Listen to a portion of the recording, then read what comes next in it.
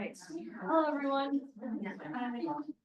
All right. I'm not Mike Cooper, obviously, but I'm just going to cover him and help open the meeting up, and he'll be joining us a little bit later. So again, Pat Snyder, I manage social media for the Writers Guild. Okay. I'll just start over. Yep. Hi again. All right, I'm Kat Snyder. I do the social media for the Writers Guild, and I'm just covering for Mike to help open things up. So I'll just start with going over some of the events that are coming up on the websites. So on April 9th, there's a poetry play shop with Krana Castlebaum. That's both on in person and in Zoom.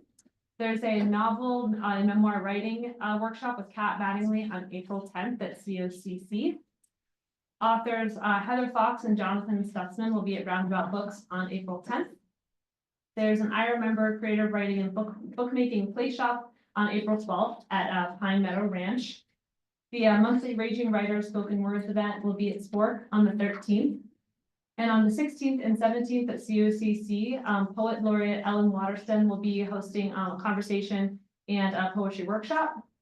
On the 16th, we've got author Rod Scher at Paulina Springs Books. And then on the 17th is the third Thursday spoken word night at the Commons, as well as at the SCP Redmond Hotel. And author Rod Scher will be at Roundabout Books. And then on the 19th, the Blank Pages Writing Salon will be happening over Zoom. The poetry night will be happening from 5 to 8 at Lone Pine Coffee. And author Maria Botswick will be at Paulina Springs Books. And on the 23rd and 24th is the COCC Poetry Slam. And then the Poetry Mystery with Irene Cooper workshop will be happening on the 24th at the Redmond Library. And a Mysterious Night workshop will be at Roundabout Books on the 24th. And author Lynn Spriggs O'Connor will be at Paulina Springs Books on the Springs Books on the 24th as well.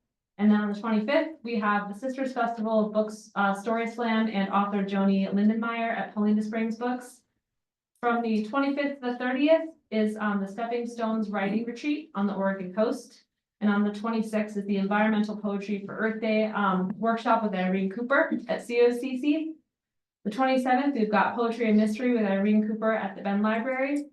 And then Write, Publish, and Market Your Children's Book with Danny Nichols will be on April 29th at COCC. And then author Eileen Garvin will be at Paulina Springs Book on April 30th. Does anybody else have any announcements or events they'd like to share? Sure, I do. Go for it. My name is Jerry, and I'm just about to publish my third book. It's coming out on April 29th. It's called Encounter. It's a book about Bigfoot. Cool. Okay, and it's going to be stocked at Murphy's Books downtown, and also at Paulina Springs. Okay, so if you'd like to have a one sheet, or if you've never seen a one sheet, what they look like, this is what you get to bookstores when you're promoting your book. I had to call in a lot of favors to get people to give me blurbs about my book. Okay, so don't be embarrassed about asking friends, okay, to give you blurbs about your book. So if you'd like to see what it looks like later on, I'll be here, okay? Awesome. Thank you. Thank you. That's great. Also, thank you for saying Paulina out loud, because I said Paulina like 6 times, and I was so I appreciate that. Any other announcements? Okay. Anyone else? Okay.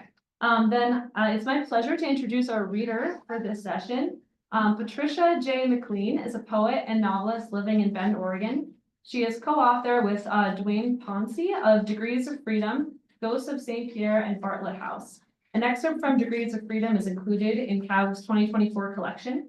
Patricia is retired after 23 years working with people experiencing poverty and houselessness in Multnomah County. Both her life and her writing are deeply impacted by her experience with people living on the margins. All right, let's welcome Patricia.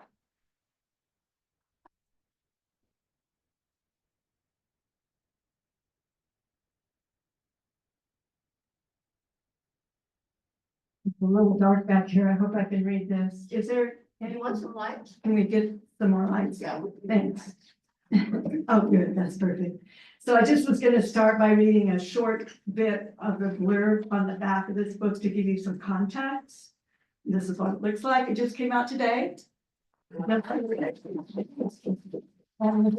first book in the series is a quartet is Scare Me On, and so that's what it looks like. It's been out for a while. So something is strange about the new world the immigrants call Sweetland, particularly for the adults who suffer from a plague of depression and forgetting they've named the saudades, a disease which is leading to a high rate of suicide. Why are the flora and fauna so familiar, so like the planet and animal life left behind on Earth, and why are they all so afraid of the forest? The community center had erupted in chaos after Mama's presentation. Molly wanted to escape from the village adults who made her so angry. Maybe go down the river trail to a place she used to hide when she was little, where a small creek flows through the wood to empty into the muddy red. There's a tiny dale up that creek. It's not as big as Bourne Meadow, but there's a sweet mescal tree and goat's ear and fleur de prairie and a nice little nook in the rocks where the bare ground isn't covered by creepy Karen. Not that there's anything wrong with creepy Karen once you get used to the fact that there are dead things under it, things that are returning to the forest. But dead things exist everywhere. We just don't always see them. When she arrives, she finds her old hollow grown over with multicolored fairy bunch, a bushy kind of indigenous meadow grass you still see everywhere. Next to the nook, where she likes to sleep and dream, is a small violet xerisol, about 3 feet tall. The air is fragrant with decaying mistle fruit and the fecund odors of fall. She takes a deep breath, and the smell brings back memories she thought forgotten. The little mushroom tree she remembers has grown into a giant. Mesmerized by its side-to-side motion, she stumbles over a root and falls against a spongy trunk. Her hand sinks into the almost flesh of the tree. She pulls back. The skin of the tree is whole and smooth. Maybe it didn't happen. Maybe she only thought her hand was in the tree, except it's covered with moisture up to her wrist. What just happened? She touches the wetness. It's a little thicker than water, not sticky, not like what oozes from the trees Jessie calls pines that grow where the forest meets the village farmland. Molly squats on the ground and stares up at the towering tree to its yellowish canopy cap. Jessie had named these plants mushroom trees because of the cap and the sponge-like skin she called bark, because she didn't have any other name for it. Molly puts her hand on it again, but this time it rests there on the surface. The giant plant continues to sway, and above it clouds float across the gaps between its fronds, blocking and unblocking the sun. Then it all slows down, and the sun, shining through the mushroom tree's canopy, renders it transparent. She sees its intricate structure, repeating curving lines, holes, nodes, ridges. What's on the outside is on the inside, and sparks, hundreds of sparks appear and disappear, so she has no hope of tracking them. There's something familiar about the patterns. Another cloud passes between the forest and the sun, and the moment is gone. Some kind of intelligence lives here, she's sure of it, or the trees aren't actual plants. Then what are they? Are they even organic? A few ripe fruit remain on the mistle tree, and Molly grabs a low-hanging one before sinking into her bed of grass. She's forgotten the reason she came, at least the emotion of it, if not the facts.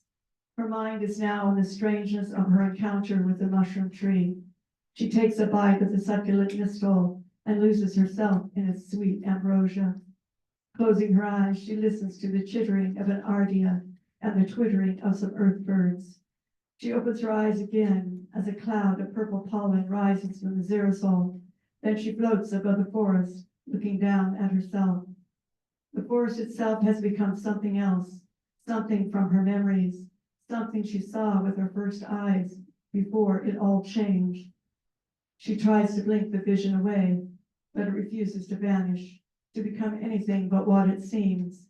A terror grips her and breaks free into the world, a fear that's been hiding for some time now. Am I becoming like Mama? Will I become the crazy woman, the pariah, seeing things no one else can see, not even my born friends? Is this what it's like to be an adult? Then she's back in her body, trembling, back among the smells and sounds, a perfectly ordinary autumn. Only it's not ordinary at all, is it? Are the trees sentient? Molly stands in the garden among the last desiccated remains of autumn, staring at Juola, who is gathering pink tabbies she will marinate in the juice of mistletoe fruit. Tell me what you saw, Juola says. She keeps her face neutral, as though this is not extraordinary. Maybe I saw it spraying, or something in the tree, some network like neural pathways. I saw something like that when I was a kid. It was bizarre. You saw inside a plant? How did that happen? It happened the first time when I was 13. I think when my hand went inside something. This sounds stupid. It got wet, and when I looked up at the top of the tree, I could see something like a net with lights and nodes, like old pictures of atoms from books, sort of. Later, when I studied the root systems of the connected plants, I saw the same patterns. Perhaps you saw the internal structure of the plant illuminated by the sunlight. These kinds of systems are all fractals, so they have a similar appearance. To answer your question, the plants are not sentient. Molly knows what fractals are. Juola can be so condescending. Molly gives her a long, piercing look. I want to know why the immigrants can't see the changes, why the forest terrifies them. I want to know what is happening to my mother, my sister, all of them. Is there a way to stop it? The girl's sudden outburst of emotion takes Juola by surprise. Can they stop the memory loss, the creeping sadness? She isn't sure. It has something to do with the travel technology the immigrants used. It's as though they don't entirely believe their sweet land is real. I don't know, but it is unusual to experience the forest in the way you just did. Juola doesn't say you must be special. Maybe all the children born on the planet have this ability. She might not have heard about it. Aside from Molly and Joy, she has only encountered adults. Generations hoard their secrets, know so little about each other.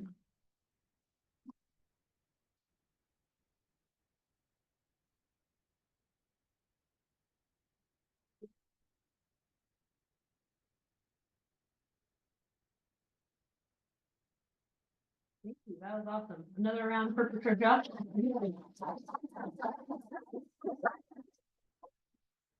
All right, we'll now hand it over to our presenter, Joe Ide.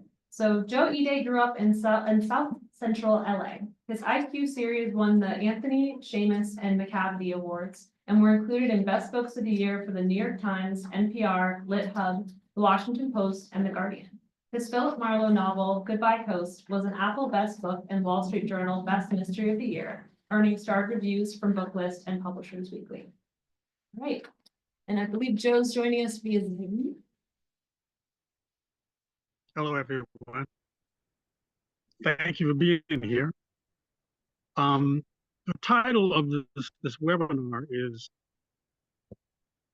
Writing to Kill a Crime, or How to Up Your Odds of Getting Published. So just a little bit about publishing, the business. It's the most competitive business that's out there because there are thousands and thousands of books already in print, not to mention the hundreds of books that come out every week. So if you get published at all, good for you. Congratulations, Hello? that's a feat. Can you hear me, Joe? Yes, It's yes, Cooper. Hi, how are you? I'm well, thank you. We're gonna mess with our sound a little bit. We're not hearing you very well. Oh, okay. Should I be using a mic? If you got one, let's try it.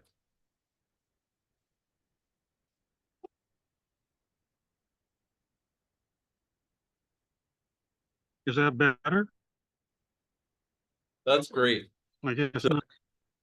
welcome and thank you. And I'm gonna ask you to start over. All right, Hey. I'll sit close.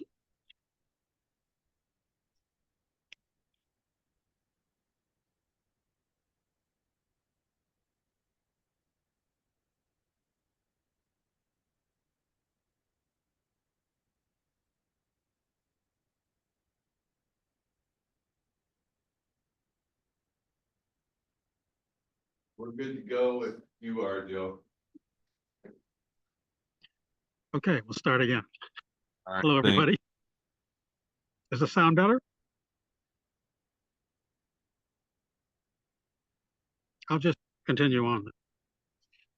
I was saying that book publishing is the most competitive business there is, because the writer is not only is competing with thousands and thousands of books that are already in print, not to mention the hundreds of books that come out every week. And even if you do get published, the struggle doesn't stop.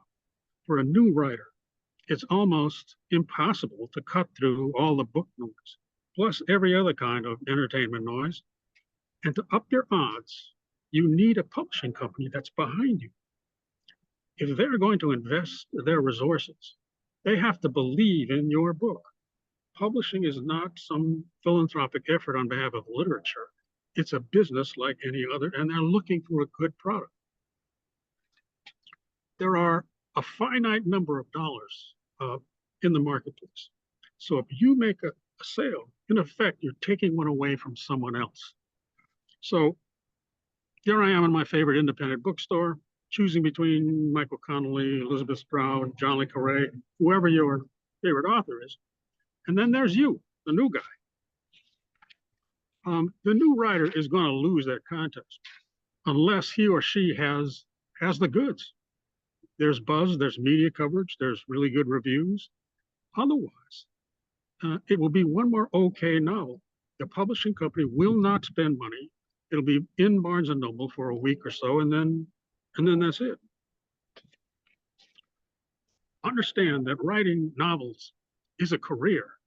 It's not an activity. It's not like, I'm going to go rock climbing this weekend. It's a profession like any other, whether it's being a nurse or a veterinarian or a blacksmith. It is multiple skill sets learned over a long period of time. Aspiring writers don't really, in my experience, don't really like to hear about that long period of time thing. But name a profession that doesn't take a long time to master. In my view, there's no way around it. You might hear somebody say, I'm going to write a bestseller in 6 months. In what other line of endeavor would that logic work? I'm going to be a great carpenter in 6 months and build a house. In 6 months, you're going to cut your leg off with a bandsaw. That's just unrealistic. Lots of aspiring writers assume that because they can write other things, they can't write a novel. That's not true. Because you can play golf does not mean you can play tennis. Again, different skill sets. There are gurus who say 12 steps to writing a bestseller. Well, how many steps does it take to be a successful teacher? There are no steps. It's just experience and a lot of hard work. The gatekeepers are the agents and the editors. These are your judges, and you can't get anything past them. They've read everything, and they've spent their lives reading and evaluating books. And nobody gives you a break because you have potential at some distant time in the future. Your book either stands up to scrutiny right now or it doesn't. And however hard you are on yourself in the rewriting process, the gatekeepers will be hard. The prologue on the first IQ book is 2.5 pages long. I wrote at least 20 rewrites because those are the first words a gatekeeper will read. And if you don't get them early, you don't get them. Most of the people in publishing that I've talked to say they'll give a book 10, 15 pages. And if they're not on board, then it's closed. That's how brief the window is. The biggest thing standing between the aspiring writer and getting published is the writing itself. Separate and apart from content. If you don't write at a very high level, nothing else will save you. Not story, not character, not possible franchise. if the writing's not done, I know this sounds very harsh, but if the writing's not there, it's pretty much over. It's like applying for a job at NASA and saying, well, I skipped all the aeronautics stuff because, it's too much math. The writing is that fundamental.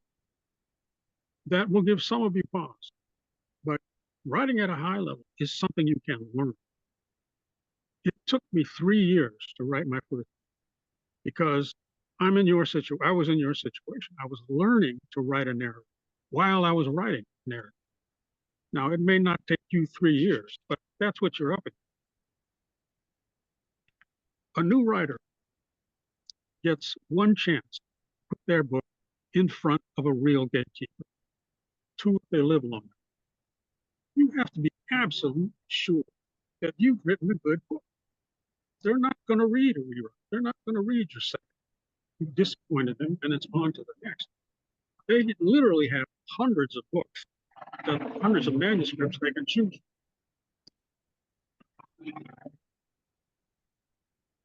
New writers get ahead of us. You hear them talk about agents and marketing, covers, movie options. Remember, the book comes first. Write the book. In the meantime, the rest is fun to think about, but it's a diversion.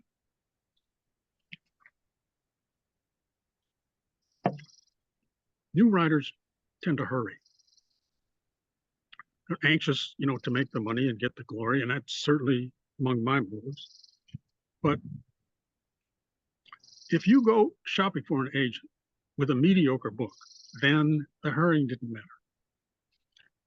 Many new writers think that somebody's going to steal their idea. Ideas are highly overrated. In my own genre, Michael Connelly, Louise Penny, Robert B. Parker, detective case. A high concept idea will help, but it's the execution that counts. A friend of mine, Felicia Yap, she wrote a book called Yesterday, and here's the one-liner. A woman has to solve a murder, but she can only remember what happened yesterday.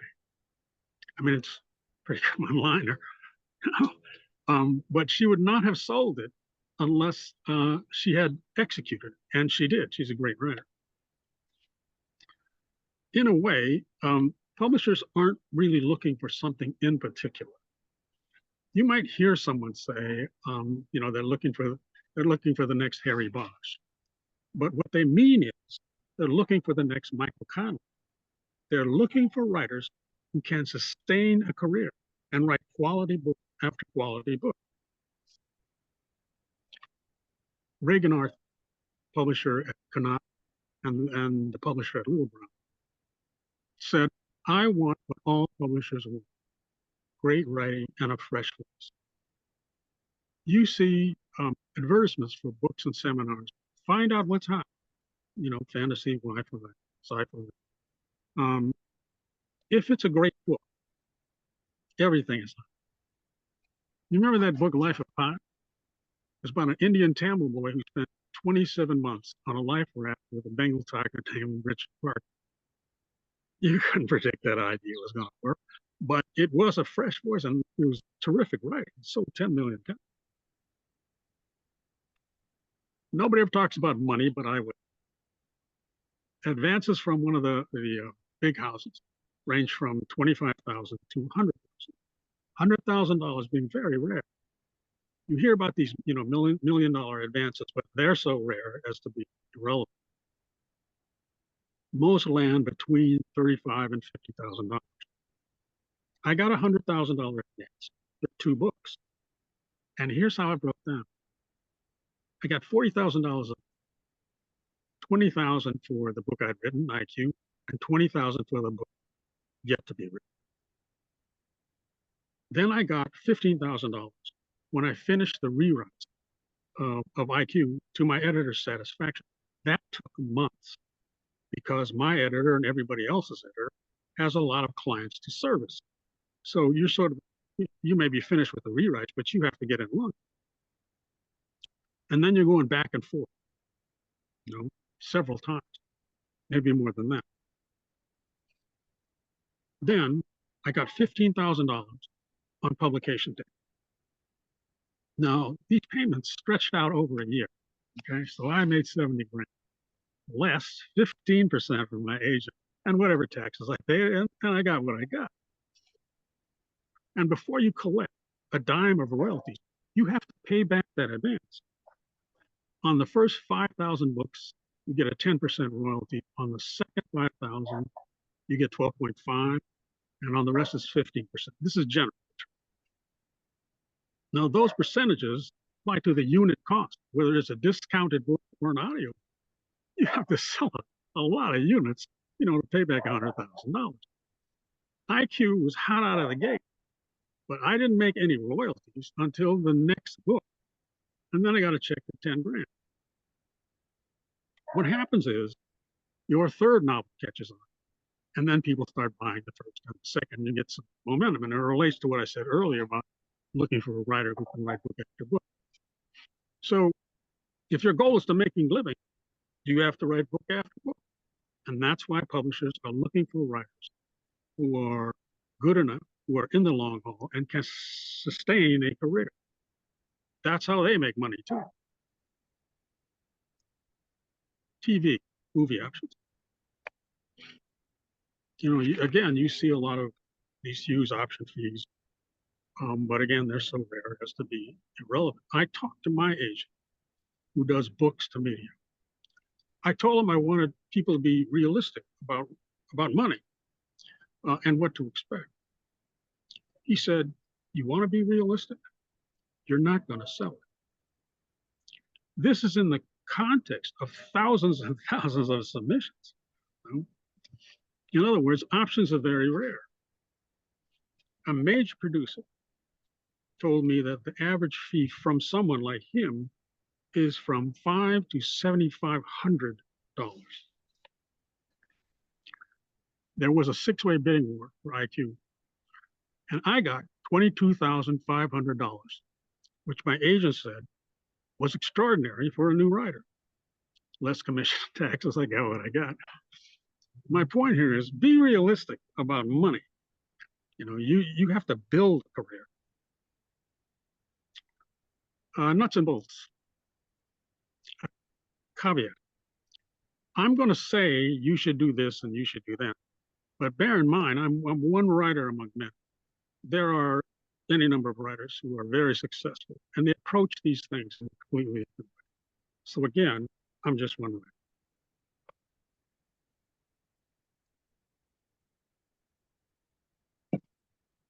Character. Almost any novelist will tell you it is the most important, because you're not following the plot, you're following the character through the plot. And so that character has to be interesting for the reader to follow them for 300 pages. The simplest way to define character is appearance, but not just appearance, presence, vibe. And the impact is measured on how other people react. I'm gonna read examples from my own work because I knew where everything was and I didn't have to go sorting through my life. I wrote a book called Goodbye Coast, Philip Marlowe. Marlowe's client is a movie star, Kendra James, notorious deep. And this is their first meeting. Kendra James was sitting on the sand drinking another Bloody Mary. She sensed someone was there, like a change in temperature or a breeze through an open window. She turned her head and looked up. "Hello, I'm Philip Marlowe," he said. He was a very good-looking man, but he wore differently than the other handsome men she had known. It was as if he was unaware of his appearance and would be surprised if someone remarked it. "Join me," she said. "No, thank you. I don't want to get sand on my clothes." Marlowe had presence, she decided, surprising for someone who was probably in his early 30s. She stood, shook his hand, gave him one of her favorite looks, a half smile, recipient and slightly amused, as if to say, "I'm way ahead of you, buddy." Marlowe met her gaze, and she was instantly uncomfortable. His eyes were the kind that took everything in, but gave nothing away. The kind that didn't notice, but inhaled. The kind that weren't neutral, but assessed, gleaned, and adjudicated. She had to look away. You see, it's not just a physical description. It's vibe and presence. And Kendra's reaction is telling. For me, it's more than a list.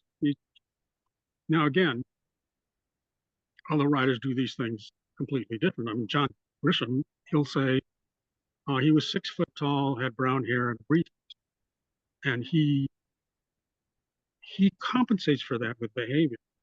You know how that character behaves in the courtroom and dealing with other people, and so he gets it done in a different way than I do. Another way to define character is by their attitudes, worldview. In Marlowe's case, it was cynicism. Now, this is kind of tricky because you don't want to make these self-reflective moments self-conscious and expository. So I try to make them part of ordinary life. Marlowe went up on the roof with a tumbler of Old Forester Prohibition style 115 proof bourbon and a package of unfiltered Camels. He didn't drink or smoke very often, but when he did, he wanted real liquor and a real cigarette. The atmosphere wasn't exactly pleasant. The air was warm and dirty. Saturday night traffic endless in both directions. In this Hollywood, there was no romance, no night filled with possibilities. No one was tapped for stardom, and life was not an adventure. This Hollywood was workaday and ordinary and a grind. Their descriptions aren't just descriptions. They're character, because only Marlowe would see that scene that way. I'm asking, well, how do you come up with this stuff? Your character is as thoughtful as you. What would be your thoughts if you were up on that roof with a bourbon and a cigarette looking out at the city?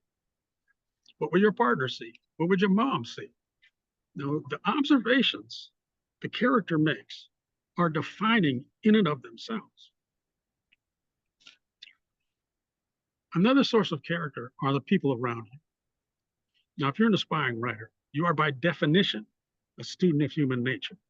And basically what that means is shut up. When I go into social situation, I don't need to tell my 5 favorite anecdotes, and nobody needs to hear them. I watch, I listen. I'm not a participant. I'm a spy. You know, it's who's lying, who's got a hidden agenda, who's intimidated, who's a drinker, who can't stand their partner. And I'm trying to imagine why they're doing what they're doing. Because that's what you're doing when you create a character, imagining motive. I look for facial tells, voice inflection, posture, attitude, all of these details. And I'm not looking, I'm observing, I'm absorbing. And if you do this, it gives you things to write about. It adds texture and density to your writing. I walk my dog about the same time every day. So I'm walking along. A lady comes out of her house. And I know she was waiting for me because she's walking a little too fast, you know, to be getting the mail. And somehow we converge on the sidewalk. And she immediately starts telling me about her trip to India. How she went to the temple with all the rats, and she took a boat up the Ganges, and she ate street food, but she didn't get sick. I'm thinking, she's not telling me about India. She's saying to me, I'm a risk taker. I'm an adventurous. I'm not just a rich lady lying around my mansion. You know, I'm out there. I'm cool.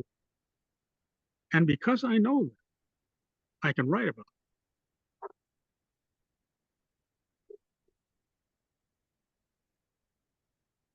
There's an ongoing character in the series, in the IQ series, named Duranda. She's a homegirl through and through. Came up hard, grew up on the streets. And when I wrote the first book, I needed an attitude for her.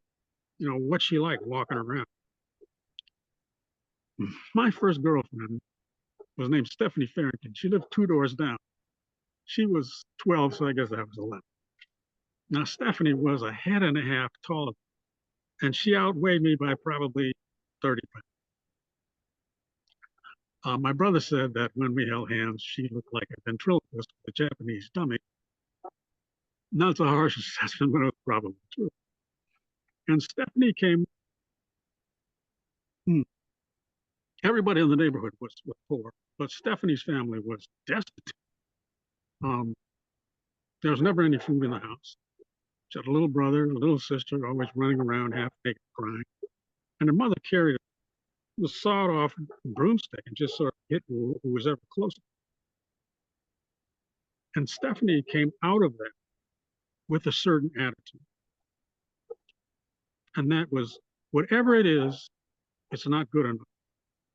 Wrong size, wrong color, not the one she wanted, not the one she saw at the store, and on about everything.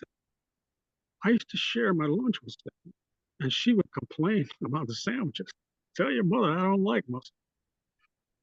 Because nothing would ever fill that empty well of needs or make up for her life of poverty and despair. Because I knew Stephanie, I could write to run. You know, generally speaking, you're being observed. You're absorbed. And you're surprising what you'll see. I go to this 7-Eleven, and every time I go, there was a group of teenagers, they're probably high school seniors. They're loud and they're rowdy, and you know, they harass people and they throw trash around. And Danny, the manager, he can't call the police every 5 minutes. So I was talking to him, and he said, "I'm going to do something about this." I had no idea what it meant. But the next time I went back there, the teenagers were gone. It was on a Friday night. Gone. And the little strip mall was functioning just fine. But then I noticed Danny is playing classical music through the outdoor PA system, and that cleared him out. Now, if Danny was a character in my book, he wouldn't just be the manager of a 7-Eleven. He would be the smart man of the 7 and the beginnings of the character. So be aware, no 1,000-yard stare. There's a tendency to define character by 2 things: lifestyle and expertise. By lifestyle, I mean lives in a penthouse, drives a Mustang, lives in an old cabin, drives a Jeep. And expertise, you know, she can pilot a helicopter, she knows how to use all these weapons, scuba dives, that kind of thing. There's nothing wrong with that. So I certainly do that myself. But for me, that's not the essence of character. I think the essence of character is what that character is thinking and feeling while they're doing whatever it is they're doing. I'm not all that interested in the character throwing people off rooftops. I can throw somebody off a rooftop. What interests me is what that character is thinking and feeling before, during, and after he throws somebody off the rooftop. And that is what will distinguish that character from every other character that throws people off the rooftop. I tell aspiring writers, you know, there are no new ways to kill people. You will not impress anybody with cannibalism or poison suppositories or anything else. But that guy who thought poison suppositories was a good idea, he's of interest, but only if the writer can make him somehow human. And that brings me to this.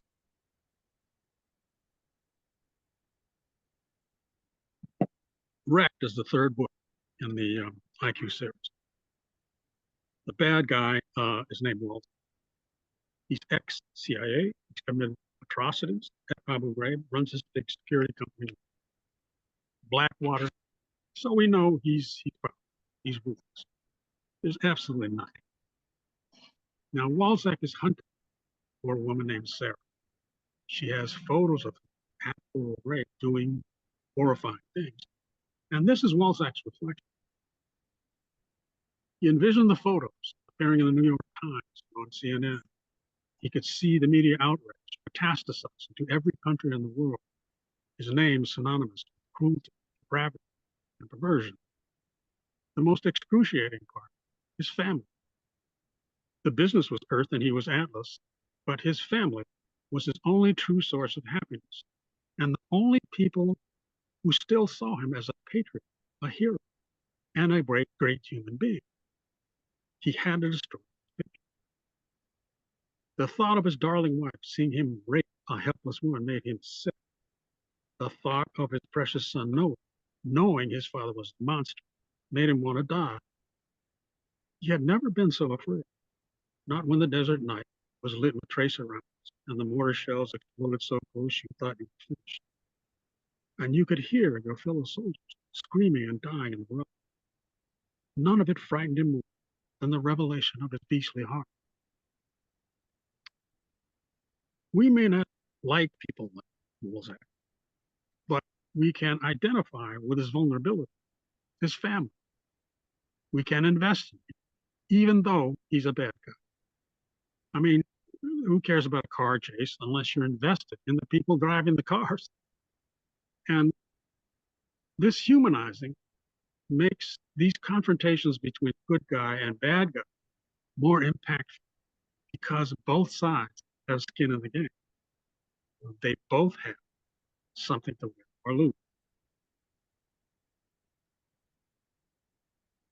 Something else that could also be defined are opinions about anything: city life, kids, school, state of the world, social media. Again, I would urge you to use yourself as a model. You know, your opinions in some way define you and define the people you know. You know, how you feel about Snapchat is decidedly different than your 15-year-old son or daughter I stole Snapchat.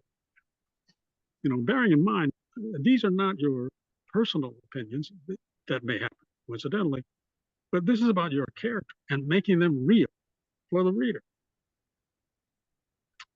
Now, I'm not suggesting you use all of these, but they are tools at your disposal if you learn. When a reviewer says a character is two-dimensional, these are the kinds of things they're referring to. You know, these kinds of things are in effect missing. Okay, objectives. This is really important. If you're the kind of writer who meanders from one subject to another, you know, one scene to another without a direction firmly in your mind, this might help. Before I write anything, I ask myself, what's my objective? What am I trying to say here? Am I moving the story forward, revealing character, advancing relationship, creating an atmosphere, setting up for something later? A lot of aspiring writers just write and write and write and write, and they end up with a bunch of pieces. Now, this is from IQ Chapter 1, first paragraph. I have multiple objectives here. For one, tell the readers where we are without a big description of the neighborhood. Second, I want to create conflict for my character, Isaiah. And I also want to intrigue the readers, pull them into the next paragraph. Isaiah's crib looked like every other house on the block, except the lawn was cut in, paint was fresh, and the entrance was a little unusual. Note that I use the word crib. It's a place to start. And if your house is distinguished because the lawn is cut in, then you know you're not there. The security screen was made from the same heavy-duty mesh they used to cage in crackheads and bank robbers at the Long Beach police station. Another reference to where we are. The front door was covered with a thin walnut veneer, but underneath was a 20-gauge steel core set in a cold steel frame with a pick-proof, bump-proof, drill-proof Medico double-cylinder high-security Maxima deadbolt. You need some serious power tools to get past all that. And even if you did, there was no telling what you'd be into. Word was, the place was booby-trapped. The objectives, okay? We know where we are. I've done that. And then there's conflict almost immediately. Isaiah's house is in conflict with the neighborhood. It's discrepant, suggesting he's discrepant too. Intrigue. Who needs a door like that? Who needs a lock like that? Why would anybody think the place was booby trapped? And most importantly, who lives behind the door? In other words, I think I'm at my objective. Now, you should write as much and as often as you can, but please write with intention. Don't just write. Write knowing what it is you're trying to accomplish. Conflict. There's the old adage, conflict is story, story is conflict, and that's true. You should try to have conflict in every scene. That's a paradigm. It's not really possible, but that's the goal. Let's say two people are having a conversation. They're just chatting. Well, a scene like that tends to be flat unless something else is going on underneath. You know, one of the people is thinking, you know, I covet your wife. I hate you. I'm going to fire you tomorrow. I'm going to shoot you with a deer rifle. If there isn't some underlying current of tension, then it's just chatter or expository. Sometimes that's necessary, but it's a way to keep your writing vivid and vulnerable. You're trying to create tension in as many ways as you can and maintain that tension throughout the whole book in ways big and small, no matter what the genre. When a book flags, that's one of the reasons the writer let go of tension. Another reason a book is because not enough happens. There's no pace. Michael Kahn. Something happens every 2 pages, you know, and the conflict and tension is constant. You know, a Bosch can't find a witness. He has a confrontation with his cat. He wants to check on his daughter's shady boyfriend. He's got a new lead. He needs more evidence. Bam, bam, bam, and one after the other. And he's meeting his objective. Now, you don't have to be Michael Kahn, but you understand my point. And these kinds of things don't have to be events. Look at The Road, Cormac McCarthy, won a Pulitzer. It's takes place in a dystopian future after the apocalypse. Everything is burned up. There's no lakes, there's no birds, there's no nothing. A man and a boy are traveling, trying to get somewhere better than they are. There are no other major characters, nobody to talk to.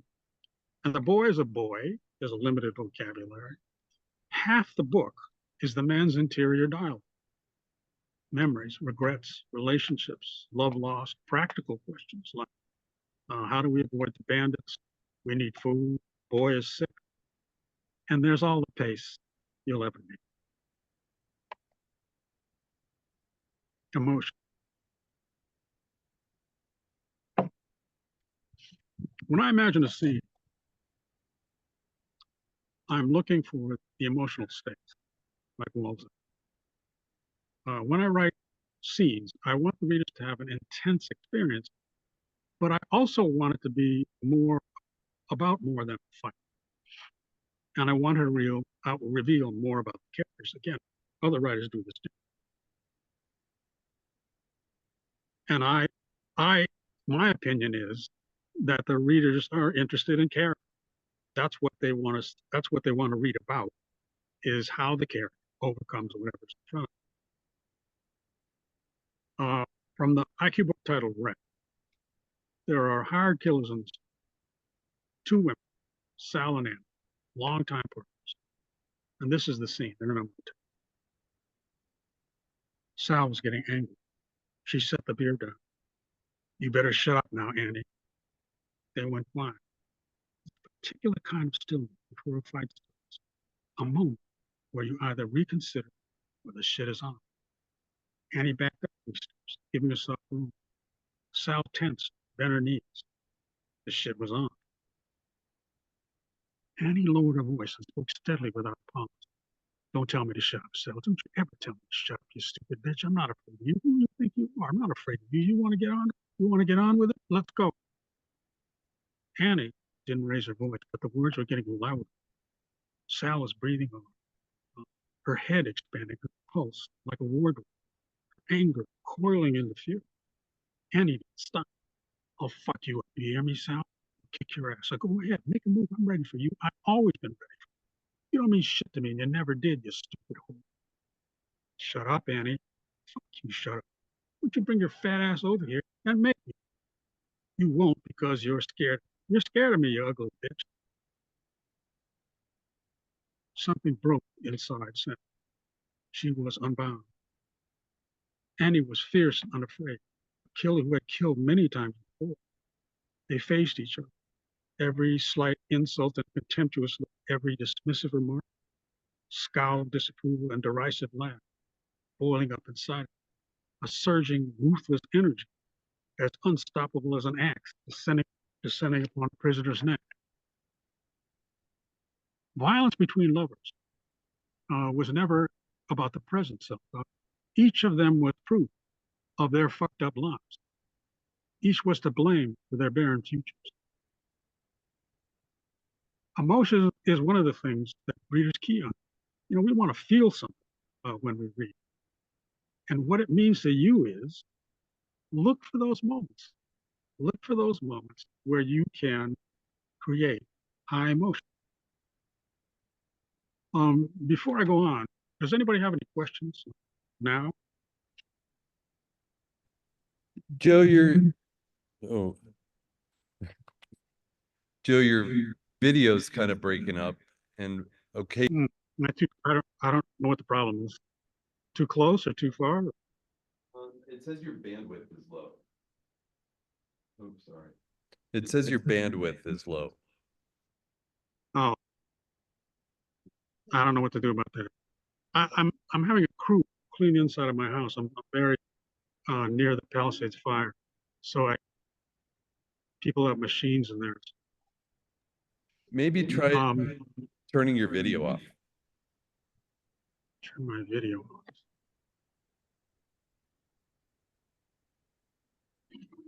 Is this better? I think so. Okay. Are there any questions before I go on?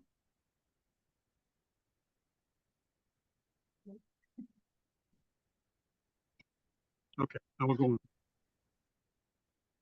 Another way to distinguish characters is dialogue, syntax, for example. Sentences, pronoun sentences, slang, tone, imagery, whether it's Olin Caulfield or the demon and demon copperhead or Sherlock Holmes. Their speech is one of the things that makes them memorable. Philip Marlowe wants to bring a guest to Kendra's celebrity party. She's repulsed, but he coerces her, and this is her response. Kendra's famous green eyes were like roaches. You're a tapeworm, Marlowe, she said. You're eating my guts out. But if you want your so-called guest to attend my party, I have conditions. Yes? Don't bring some yokels here from Donkeyville, Oklahoma, playing their harmonicas and scratching their ass crack. And they're not to talk about bullwheat season or how they eat roosters for breakfast, or that they only wear shoes at funerals and hay rides. And remember, I don't like germs.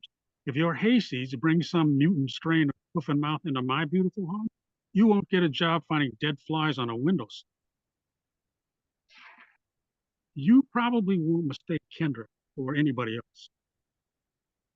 Elmore Leonard said, everybody talks, meaning everybody can say exactly what they want to say, but in their own vernacular, in their own style. And this has the effect of elevating the character. Kendra is no longer a washed up movie star. She's this particular washed up movie star. She's differentiated. She's unique, and that's what you're going for. There's one aspect of writing that seems incidental, but it isn't. It's vocabulary. I mean, you probably have a wide verbal vocabulary, but many aspiring writers have a very limited writing vocabulary. This is very obvious, but words are your tools. The more you have at your command, the greater your competency as a writer. I use a thesaurus literally 3 or 4 times a page. There is always a better word, and it helps you tell the reader exactly what you want them to know. or feel or wonder about.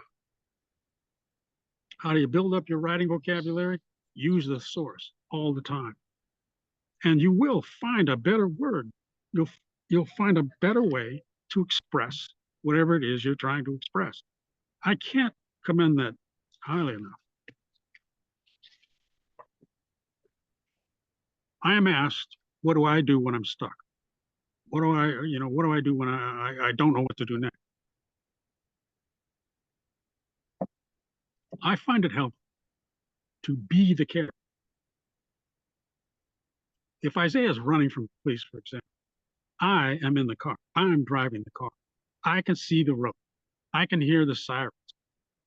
And because I'm driving the car, I can see what Isaiah's options are. Dive over the cliff, surrender, make a U-turn, whatever. So when I'm stuck, I don't ask myself what's next.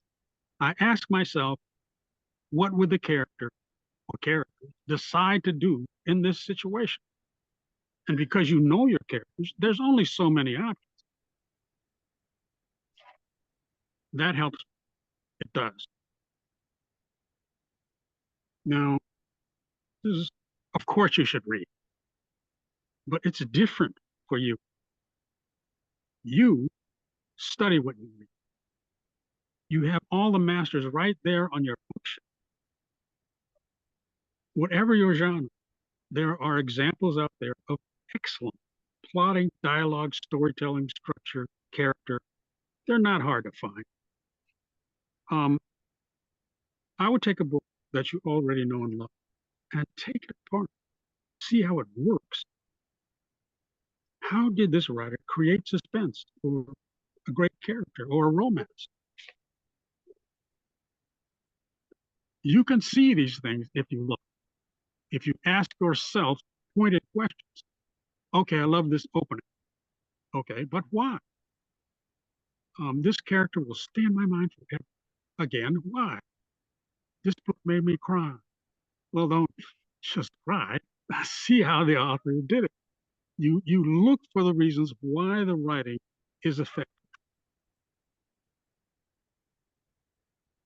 I will tell you from experience, the great majority of writing a novel is a grind. It's butting your head against a problem until you solve it. And you're butting your head again and again and then again. And this is true for every writer that I know personally. The author, Elizabeth Gilbert, she was author of Eat, Pray, Love. She said, and I'm paraphrasing, you can't always be passionate. You can't always be wildly enthusiastic about what you're doing. You know, what drives her and myself and many other writers is curiosity. As you're writing, you're creating questions you want the answers to. In Where the Crawdads Sing, you want to know how Kaya will survive, how she'll choose between the two men in her life, or if she will escape the murder charge. The reader is curious, and as the writer, you're creating the questions because you're curious too. You want to find out what happens. You're creating the situations where these questions will arise. You know, do you yourself want to know what happens to this character? Again, how do you do that? Ask yourself, what is the character's life situation? Poor, rich, smart, not smart, lazy, hardworking, oppressive parents, oppressive work, unfriendly environment, physical peril. And what is it that can happen to that character in this situation that will make you and your reader wonder? Another way to look at it, what's the battle they can't afford to lose? What are they trying to escape? What's the thing they most want to achieve? What enemy is threatening to crush them? Do you, the writer, want to know the answer? Do you want to know if a young woman who's been in poverty all her life, her parents abuse her, she has no resources, no education, do you want to know how she will succeed? See, you as the writer, create the situation where these big questions arise. And they're big questions that you want to answer, and it generates curiosity in the reader. when you're rewriting, you're not just reading along. You know, oh, that's okay. Oh, that's pretty good. Oh, well, maybe I'll cut that. That's not what you're doing. You're looking for what's wrong, what doesn't work, what's awkward, what doesn't make sense. You know, is the logic, does the logic, does A lead to B lead to C? What can I make better? Again, think about the gatekeepers, okay? They're reading this and they're looking for these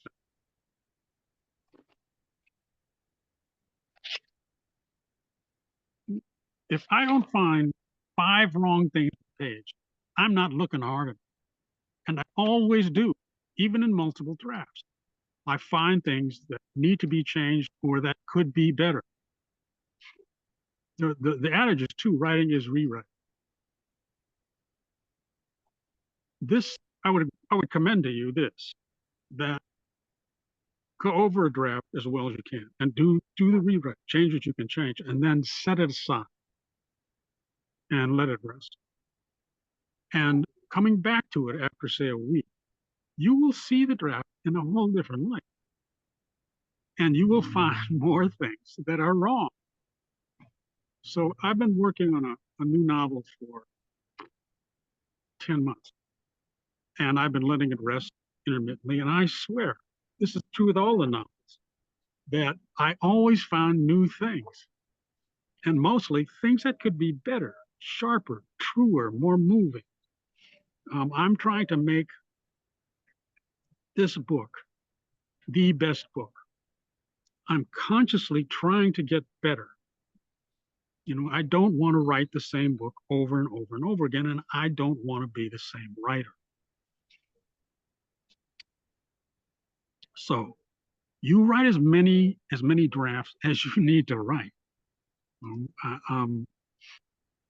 I expect I'm going to write at least several more times, because I'm seeing things that mostly it could be better. You know, I got lazy, or I didn't see the possibility. But remember, rewriting isn't rereading. Okay, structure, and this is another big one. It's not fun. I'm warning you, it is not fun, but it's necessary. Almost all novels use the 3-act structure. It's an industry standard for screenplays too. This is a set of conventions that goes back to the Greeks. The structure is like the blueprint of a house. It kind of tells you what goes where. You know, it tells you where the window should go and stairs should be, ingress, egress. So how the house should work. In the same way, the 3-act structure tells the writer how the story should unfold. The writer's creativity happens within the structure. Again, almost all novels and screenplays use this format. In other words, the Greeks figured out how to tell a story effectively. Now, there's an enormous amount of material about the structure online. Now, you do a quick search, like right now, and you'll see there is a wealth of material. Now, me giving a more complete picture will take more time than we have. So I'm going to give you the briefest of examples. I'm going to overlay the structure over a screenplay because it's simpler for me to explain. And this is truncated. So Butch Cassidy and the Sundance Kid. First act. Now in your novel, this is the first 40, 50 pages. And this is devoted to setups. We meet Butch and Sundance, and we see what they're like. And we meet the hole-in-the-wall gang. Butch fights for leadership, and they decide to rob the train. The robbery goes well. We meet Etta, Sundance's paramour, and now we know everything we need to know. The setups are complete. And then there's what's called the plot, where the story takes off in a different direction. In the movie, it's when the gang robs the train a second time, because that's when that ramp goes down and the posse emerges. Now, it's a chase movie. It is a change in direction, the first plot point, and it pulls the audience along. So the setup, you're in the second act, the first act. This would be from the first plot point to the middle of your. This is all in diagrams. You don't necessarily. But the first half, of the second act is called rising action. There are other terms, means the same thing. The protagonist is struggling with obstacles. Butch and Sundance try to elude this boss, but everything they do doesn't work, and they cannot get away. So now you're at the middle of your book. Again, a change in direction. Butch, Sundance, and Ida go to Bolivia. So in the second half of that second act, the characters make gains. In Butch and Sundance, they successfully rob banks, they live it up, all is well. But as we approach the third act, things go sour. The posse has followed them to Bolivia. Etta leaves Sundance. Butch and Sundance decide to go straight, but that doesn't work. So now we're at the end of the second act, and they go back to robbing banks. Then the third act, they steal a payroll. They're recognized. The federales are called in. There's a gunfight. The army shows up. And Butch and Sundance meet their demise. But this could also end in escape or victory. You don't really notice the structure, but it helps unfold the story. You know, tell the story without that structure, and you're liable to meander or end up dead end. So do study this. It's freaking tedious, but you do need to know about this. You do need to know about this. And as I learned it, I found it really. I'm going to end this talking about voice. For a long time, I didn't have my own definition. I mean, I knew what other people said, but I didn't know what I thought, my idea. When I'm writing and rewriting, I make thousands of decisions. This word over that, red hat over blue hat, turn left, turn right, jump, don't jump. Now I have some practice, so I'm not articulating questions that come more instinctively now. But I think cumulatively, those thousands of decisions are your voice, because no one would make the same ones as you. It's like having a million words and you can only use 10,000. Your choices will be different from everybody else's. But this assumes that you asked the thousands of questions that led to the thousands of decisions. No rigor, no work ethic, no voice. You're bound to be generic. The prologue of IQ is 2.5 pages long. I rewrote it 20 sometimes, 7 different takes and rewriting others. Now, I'm not suggesting you be that neurotic, but you're looking at a lot of slow, incremental effort. Now, if I haven't made the profession attractive enough already, I'll tell you, there's nothing glamorous or romantic about being a novelist. I'm not lounging on a deck chair writing with an ocean view and a glass of champagne in my hand. Here's my day. I wake up around 7:30. I drink 3 cups of coffee, and I sit down and work. So there I am. You know, I'm still in my pajamas. I got taco juice on my keyboard, and I'm talking to my dog. Now, I work until maybe 1 in the afternoon. Then I go do whatever I have to do, come back at 4, put in another hour, maybe 2. And I do that every day, 7 days a week, like most writers I know. Now, not everybody can do that. Not everybody has the luxury of time. But if you're serious, make time. I know you have to go to the gym, you have to go shopping, Pilates class, you have to feed the baby. Do that stuff after you write. The baby will be fine. Believe me, they're tough. And when I was touring, I went to different cities to speak. And it's fun. You know, you get a lot of love and you meet people and you're out of the damn house. You're in a hotel and your publishing company is paying for it. But if I took all that time and compressed it and removed the travel time, it's maybe 3 weeks, give or take. And that's usually focused when a new book comes out. And something else about passion.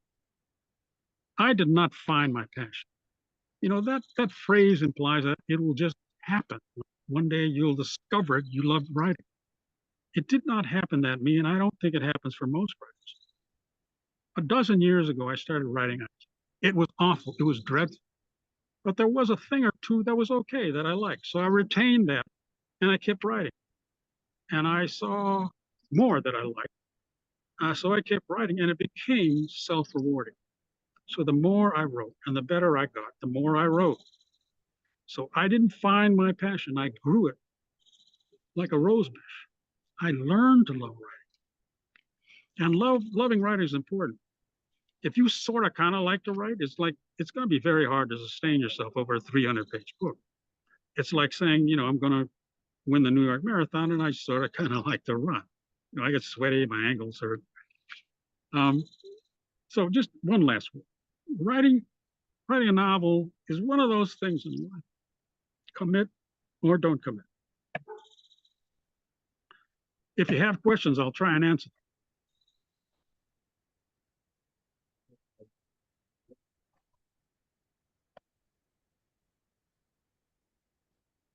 You guys still there?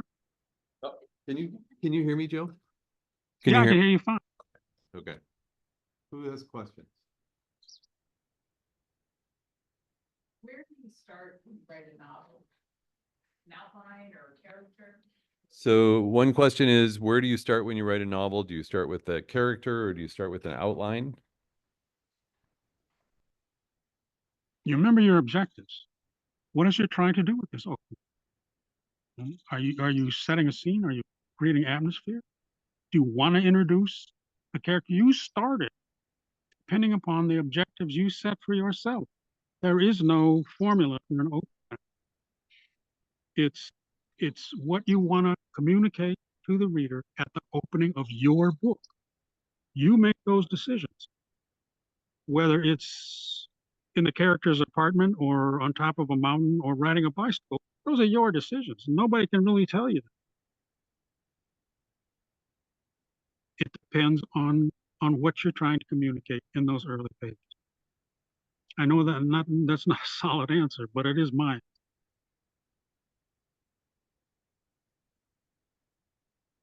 Other questions? I just wanted to say that was an outstandingly well organized presentation. So we just had a comment that was an outstandingly well organized presentation. I think you covered everything that there was to cover about writing thematically there. I do have a question about you talked about voice.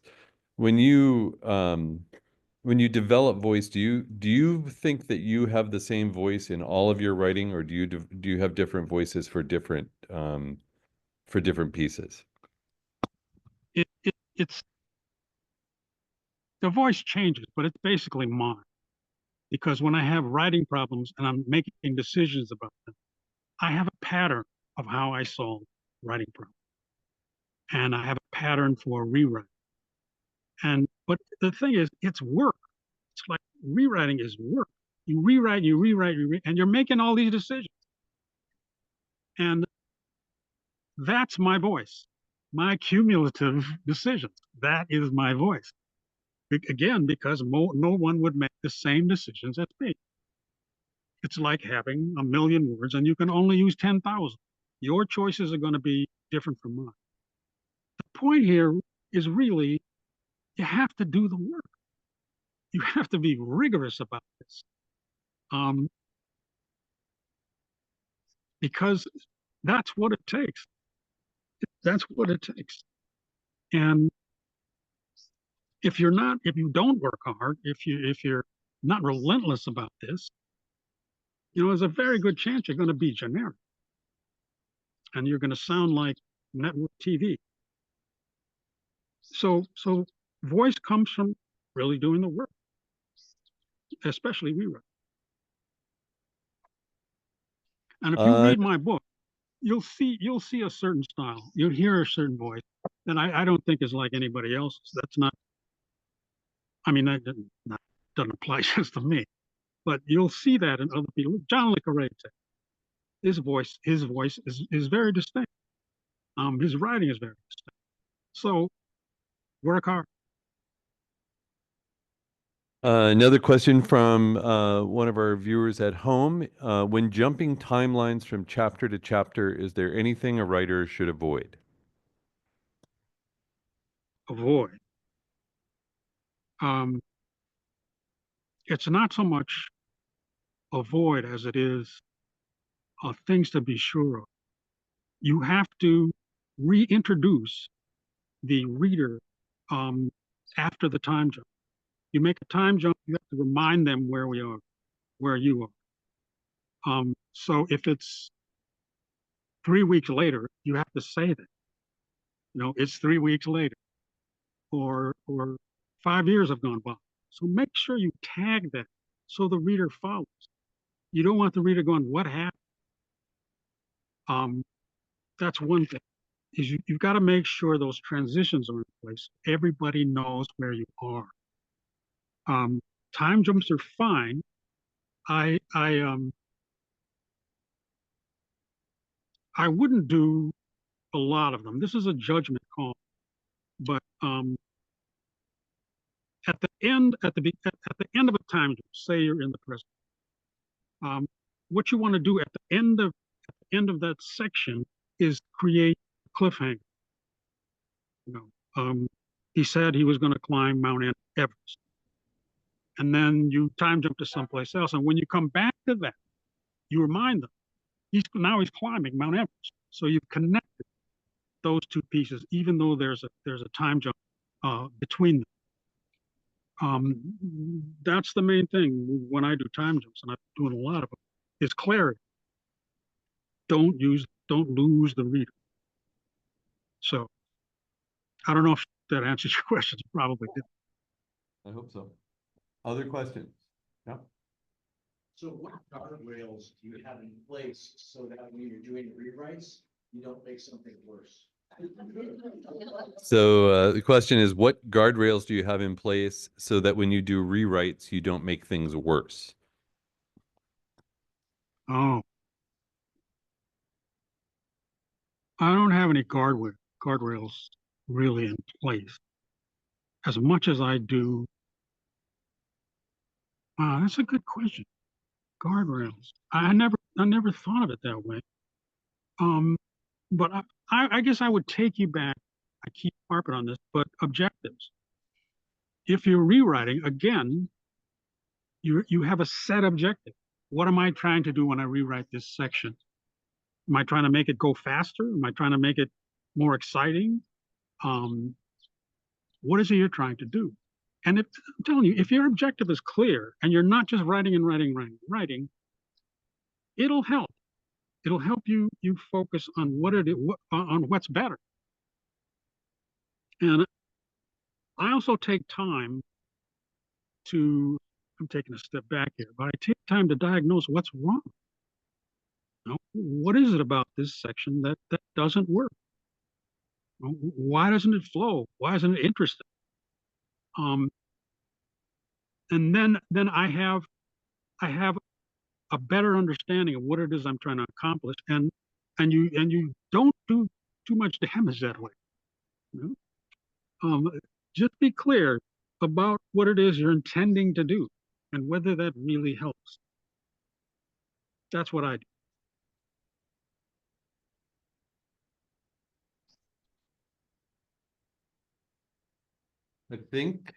I think we've run out of questions, Joe. So another round. Okay.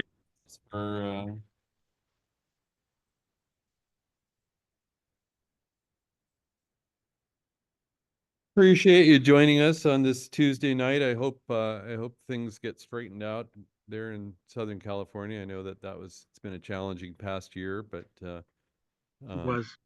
yeah. I'm good. We're good. Good. All right. Well, We only thanks have for ash in coming. our house, so we're fine. Thank you, and thank you. you all for showing up. All right. All right. Bye-bye. And thanks a lot for everyone at home joining us this evening. Announcement. Trish Wilkinson, one of our board members, has been working with Michael Stephen Gregory on the writing conference that we talked about before. looks like it's going to happen. It's going to be at the River House, October 17th, 18th, 19th. So it'll be a sort of a meet and greet on that Friday, the 17th, and then looks like 8 to 6 p.m. Writing conferences, workshops, classes, readings, all that sort of stuff. And I'll get the details to you as soon as I get them from them. But you might mark that on your calendar, 17th, 18th, 19th. They are going to offer, it looks like it's going to be about $500 for the whole thing. They're going to offer a $50 discount to Writers Guild members, and then there's an early, I think it's $25 if you register early before, I think, June 1st. But I'll get you as much detail as I can as soon as I can, and I'll email that out to everyone. Okay, so that's the news I have. The folks here in Deschutes Public Library are going to hang out and have coffee and cookies and chat. Those of you at home, thanks for coming. And again, thanks, Joe. All right, have a good night.